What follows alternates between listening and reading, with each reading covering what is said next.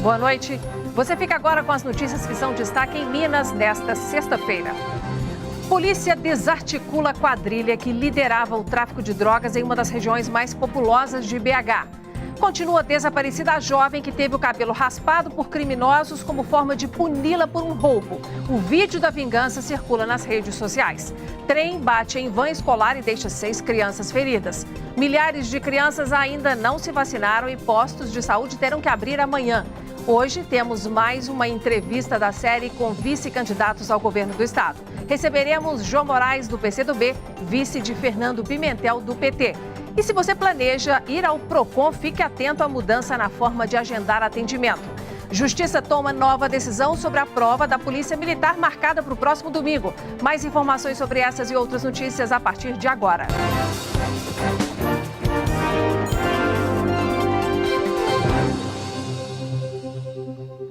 Pelo menos 8 pessoas foram presas em uma operação da Polícia Civil hoje na região do Barreiro, aqui em Belo Horizonte. O grupo é suspeito de comandar a venda dos entorpecentes e de promover uma guerra entre quadrilhas. A polícia chegou aos suspeitos durante a investigação da morte de um agente penitenciário que ocorreu em março deste ano. Ainda era madrugada quando os 300 policiais civis com apoio aéreo se dirigiram para a comunidade da Vila Semig, na região do Barreiro, em Belo Horizonte. Os agentes foram cumprir 32 mandados de prisão e 53 de busca e apreensão. Em questão de minutos, os primeiros mandados eram cumpridos. Segundo as investigações, a guerra na região começou em 2011, quando 2 quadrilhas rivais disputavam o domínio do tráfico de drogas. As lideranças foram presas durante outras fases da operação, como Bruno Gabriel Nunes Siqueira, considerado o líder do bando que dominava a Vila Semig atualmente, e Paulo Henrique de Oliveira Moraes, mais conhecido como Paulo Parabala, rival de Bruno. O Bruno expulsou a família do Paulo Parabala da região do aglomerado. E com isso começou-se a série de vinganças que fez com que os índices de criminalidade explodissem. Paulo Parabala conta um comparsa que matou um inimigo, Adailton Souza Santos, o Daitinho, com a ajuda de outro integrante. O Daitinho não existe mais. Está representando. Parabala foi preso há cerca de 4 meses e, na ocasião, confessou também o assassinato de um agente penitenciário. Segundo a polícia, essa foi a fase final da operação, que começou há um ano. Durante as investigações, foi constatado que o agente penitenciário Valnei Salvo Costa estava envolvido com a guerra do tráfico de drogas na Vila Semig.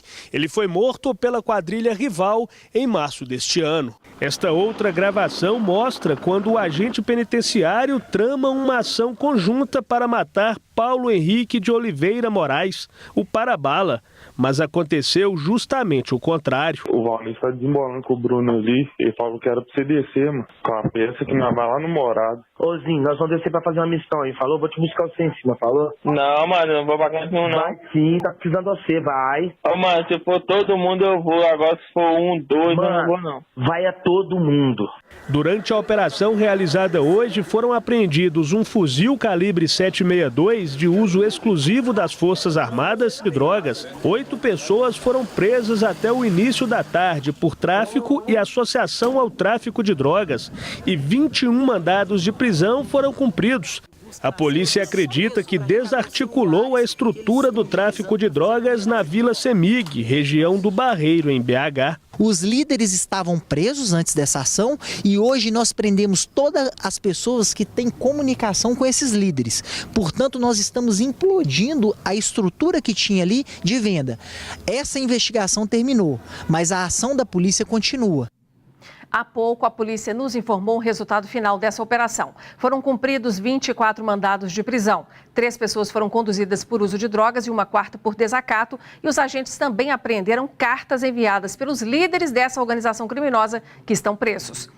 Está desaparecida uma das jovens que teve o cabelo raspado por um grupo de suspeitos na Vila Pinho, região do Barreiro, aqui em Belo Horizonte, mesmo local dessa operação. Ela e uma outra adolescente foram torturadas nessa quarta-feira. E a gente conversa agora com a repórter Laura França, que tem mais informações. Boa noite, Laura.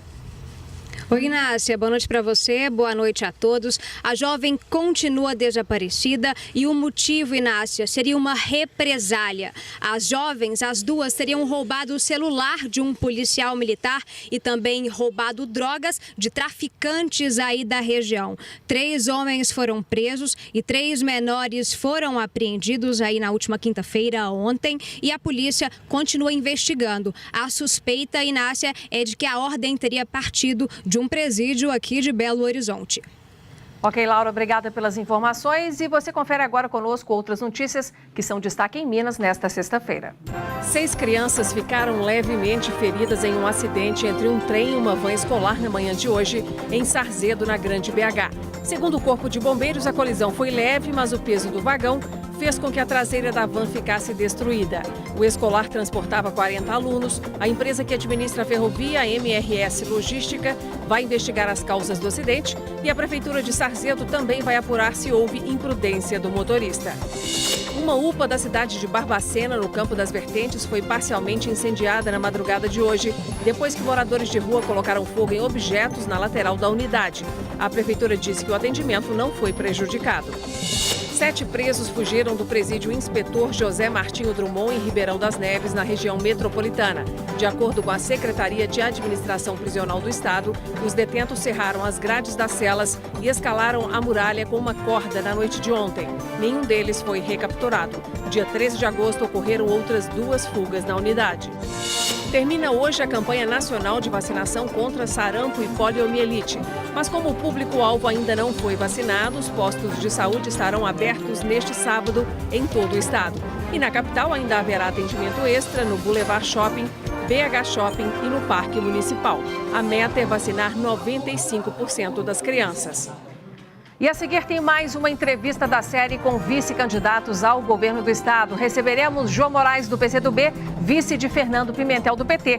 E você vai ver também que as grades que impedem a travessia de pedestres em avenidas movimentadas da cidade são danificadas por vândalos ou roubadas e a população fica em risco.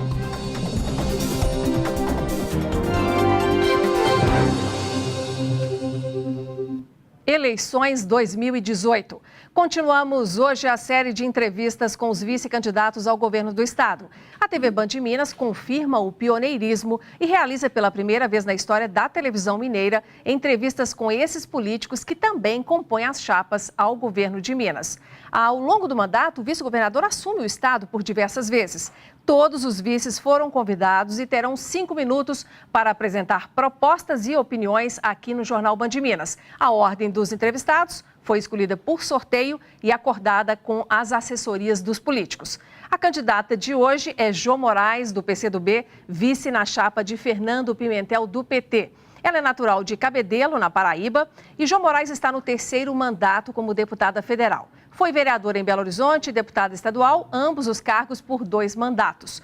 Boa noite, seja muito bem-vinda, candidata. Boa noite, pioneirismo da Band, porque vice aqui é mais do que substituto, é também presidente do Conselho de Defesa. Tá certo, então vamos em frente. Quero lembrar a você que está nos acompanhando que esta entrevista está sendo transmitida simultaneamente pela nossa página no facebook.com/TV Band Minas. Candidata, a primeira pergunta é a seguinte: como que a senhora pretende trabalhar, se envolver no governo do estado para fazer jus ao seu mandato, para ajudar também o nosso estado a se recuperar desta crise grave financeira que estamos vivendo? E a partir de agora a gente começa a contar o seu tempo. Essa é que é a pergunta, essa é que é a questão que o eleitor quer saber. O desenvolvimento significa emprego, crédito, investimento. Isso é que interessa ao povo. Eu creio que aqui em Minas é preciso a gente lembrar que qualquer crescimento econômico, desenvolvimento, depende de investimentos do governo, tanto do governo federal como do governo do estado. E eu acho que nesse aspecto o governador Pimentel tem contribuído muito numa política que eu diria uma política inusitada. A criação do Comitê de Desenvolvimento, integrado pelo Instituto de Desenvolvimento Industrial, pela CEMIG, pelo BDMG, pela CODEMIG e outras secretarias, foi um instrumento para ajudar a agilizar a atração de empresas aqui. Nesse período, praticamente, nós conseguimos, no período do governo Pimentel, atrair 91 empresas. Isso significa mais empregos, praticamente a criação de 12 mil novos empregos. Mas também é parte dessa política de desenvolvimento a iniciativa do Banco de Desenvolvimento de Minas Gerais, o BDMG, com alguns programas dirigidos, em primeiro lugar, para o interior, e interiorizar o desenvolvimento é algo que é fundamental, através do reforço da regularização fundiária, da agricultura familiar, da segurança alimentar, assistência técnica, que se ampliou através da Emater, é também algo que estimula este processo. Por isso que eu queria dizer que é muito importante repetir e reforçar esse rumo que tem, que é colocar o Banco de Fomento, o Banco de Desenvolvimento e os demais órgãos investindo para captar empresas e para ajudar ao pequeno e médio produtor e o pequeno e médio empresário. Candidato, o nosso próximo assunto é sobre segurança pública e a gente quer fazer a seguinte contextualização. O candidato Fernando Pimentel disse hoje, em uma entrevista para uma emissora lá do sul de Minas, que pretende criar PPPs para a área da segurança pública. Nós temos uma penitenciária nesse formato PPP, parceria público-privada aqui na Grande BH, que é pioneira inclusive no país, e o modelo não avançou. Também temos as APACs, que custam cerca da metade do valor que é pago a uma PPP por preso, por exemplo. Qual que é, na sua opinião, o melhor formato, então, para a segurança pública de Minas Gerais? Em primeiro lugar, o problema da segurança pública não pode ser visto apenas no foco do Estado. É preciso a gente criar um sistema integrado de segurança pública a nível nacional. Porque se não houver uma parceria entre Polícia Federal, entre os órgãos de investigação, entre os órgãos de inteligência, nós não faremos o combate que nos interessa, o combate prioritário, que é o crime organizado. O foco que nós temos que ter é o foco contra o crime organizado, que se amplia no país. Nós ainda estamos, em certa medida, impedindo que ele chegue aqui, mas isso é que é ameaça para todo o país. Além desse foco de combate ao crime organizado, eu acho que tem um outro lado que a experiência do governador Pimentel nos trouxe, que é a segurança expandida, comunitária, móvel, que estabelece uma relação com a comunidade e não chegar àqueles atropelamentos nas comunidades mais pobres que terminam ameaçando a própria vida dos jovens negros. Esta polícia móvel, ela tem que ser interiorizada, e isso o governador Pimentel já apresentou, como é que faz polícias rurais, para que nós possamos reforçar este processo de uma política cidadã, uma política que esteja centradamente voltada para uma construção da cidade. As PPPs e as APACs, sobretudo as APACs, são iniciativas fundamentais. Candidata, falta aí menos de um minuto para a gente concluir o tempo. Eu vou deixar o tempo restante para a senhora fazer as suas considerações finais para quem está nos acompanhando. Eu queria me dirigir às mulheres mineiras. Nós somos 361 mil habitantes a mais. Nós somos quase 400 mil mulheres a mais. E vivemos um momento muito delicado da vida do país. É uma angústia, o que vai ser com os filhos, o que vai ter de perspectiva, de educação, de saúde. E este momento está sendo ameaçado por uma instabilidade. Neste momento está sendo julgado o presidente Lula, pioneiro nas pesquisas e aquele que representa, sobretudo, a esperança. Acredite no futuro. Nós acreditamos. Lula livre. Pimentel governador. Candidata, tempo encerrado. Obrigada pela sua participação aqui. Obrigada. Bom, gente, na segunda-feira, anotem aí, continuaremos com a série de entrevistas com os vice-candidatos ao governo do estado. Receberemos Abraão Graco, que é vice de João Batista Mares Guia, da Rede Sustentabilidade. Não perca.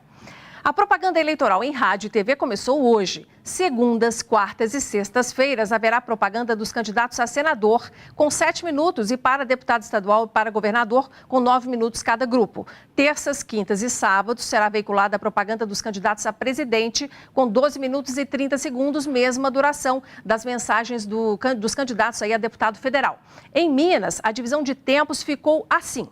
Terão 6 segundos os seguintes candidatos: Alexandre Flack, do PCO, Claudinei Dulim, do Avante, João Batista Marisguia, da Rede Sustentabilidade e Jordano Metalúrgico, do PSTU e ainda Romeu Zema, do Partido Novo. Dirlene Marques, do PSOL, terá 13 segundos. Adalclever Lopes, do MDB, terá 2 minutos e 15 e 17 segundos. Fernando Pimentel, do PT, 2 minutos e 38 segundos. Antônio Anastasia, do PSDB, terá 3 minutos e 20 segundos. Grades de aço que bloqueiam a travessia de pedestres em grandes avenidas da cidade têm sido estragadas por vândalos ou roubadas por criminosos que vendem para ferro velho. Sem o equipamento para limitar as áreas de travessia, muitos pedestres se arriscam entre os carros. A BH Trans informou que parou de repor as peças desde 2016. Muito usados em avenidas movimentadas, principalmente nas grandes cidades, os gradis estão ali para direcionar os pedestres e evitar que eles atravessem em locais perigosos. Os gradis, eles são, inclusive, regulamentados pelo Código de Trânsito Brasileiro e eles servem para proteger um local que poderia ser um local de travessia insegura, seja de um ciclista ou de um pedestre. Mas na capital mineira, eles têm sido frequentemente roubados ou depredados. O ato de vandalismo cria brechas por onde os pedestres costumam cortar caminho. Felizmente, né, os anos que eles colocam as proteções, mas não adianta, né? Arranca tudo, né? É difícil demais. Mas a facilidade na travessia também aumenta o risco de acidentes. Estes dois quase foram atropelados pelo ônibus. O certo é atravessar na faixa, né? Mas como quando eu vejo que o sinal fechou lá, dá para atravessar aqui. Imprudência da nossa parte, sabe por causa de quê? Você pensa em controlar a velocidade do carro pela sua, você vai ser atropelado um dia. Acho que a pior coisa que tem é você atravessar fora da faixa. Não custa nada você perder 5 minutos ou 10. A BH Trans afirma que os gradis depredados são sempre retirados para evitar que as pessoas se machuquem ou que prejudique o trânsito de alguma forma. Mas desde 2015 não é feito nenhum investimento na manutenção e nem na implantação de novos equipamentos. A especialista lamenta a falta de investimentos por parte do poder público, mas alerta que a população também precisa fazer sua parte. É pensar um pouquinho que às vezes aquilo ali que você está fazendo, que facilita a sua vida naquele determinado momento, além de ser um custo para a sociedade toda, gera um risco para você mesmo e para outras pessoas. Nosso assunto agora é futebol e vamos falar da rodada do final de semana. O América joga amanhã fora de casa contra o Vitória, às 4 da tarde. Nosso repórter e comentarista André Salles já está conosco para falar sobre os destaques então dessa rodada. André, qual que será o desafio do técnico Adilson Batista amanhã? Acho que o principal desafio é enfrentar o Vitória fora de casa. É um jogo muito difícil lá no Barradão sempre, tanto que o Atlético foi derrotado, né, no último final de semana. Então é um desafio para o América, mas que tem conseguido resultados importantes, venceu o Sport fora, venceu outras equipes fortes, empatou com o Flamengo em casa, ou seja, é uma equipe que tem se fortalecido e tem tudo para sair com um bom resultado. Bom, e o Atlético também vai jogar amanhã, só que contra o Corinthians e lá em São Paulo. André, Corinthians está atrás do Atlético na tabela, mas nunca é jogo fácil, né? Pois é, e o histórico mostra isso, né? O Atlético nunca venceu o Corinthians na Arena Itaquera. E aí, para se ter uma ideia, né, é o aniversário do Corinthians, o estádio vai estar cheio, é um jogo sempre muito difícil. Mas o Thiago Largue ganhou peças importantes, Adilson, Léo Silva, são jogadores importantes para o Atlético. Então, quem sabe aí, pelo menos voltar com empate, mas uma vitória seria muito importante para o Atlético voltar a pontuar bem. E concluindo a rodada, o Cruzeiro estará focado aí no Campeonato Brasileiro no começo de setembro, para depois voltar a se preocupar com a Copa do Brasil e com a Libertadores. No domingo, o time celeste vai enfrentar o vice-líder internacional no Mineirão. André, você acredita que só vai ter titulares em campo? Bom, 100% já não teremos, né? O Mano Menezes já adiantou na coletiva hoje à tarde que Robinho vai ser preservado, teve um desgaste acima do normal. Além disso, ele deve avaliar outros casos. Eu creio numa equipe mista, né? O Cruzeiro tem 3 jogos antes do primeiro mata-mata pela Copa do Brasil. Então, acho que o Mano vai dosar bastante nesse primeiro jogo, vai colocar uma equipe com a maioria titular, mas vai dar uma segurada em alguns jogadores. Segunda você volta com os resultados. Obrigada. Com certeza. E depois do intervalo, você vai ver que o atendimento no Procon Assembleia tem novas regras a partir de segunda-feira.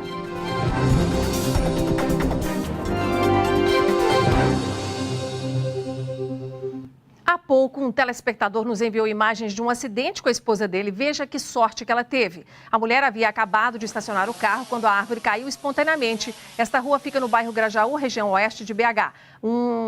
ela ainda atingiu um poste da CEMIG na queda. O Ficus atingiu um poste e, com isso, partiu um fio de alta tensão e, segundo a CEMIG, a energia precisou ser desligada no bairro e uma equipe técnica está no local. Ninguém se feriu. Você também pode nos enviar vídeos pelo WhatsApp, que é o 31 99 772 7663.